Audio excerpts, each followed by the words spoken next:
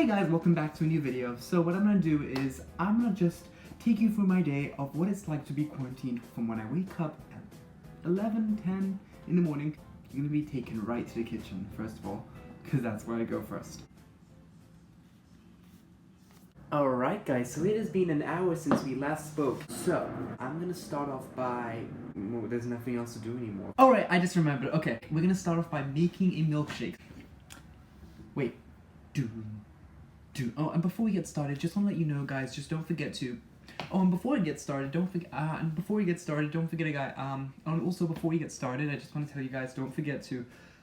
I hope you guys enjoy the video. If you do, don't forget to subscribe, hit that notification bell, like the like button in case you want to see more videos. But now that, of course, I am on my own and I'm at home, so please, guys, make sure that you stay tuned to all my videos, and I promise you, the videos will get better.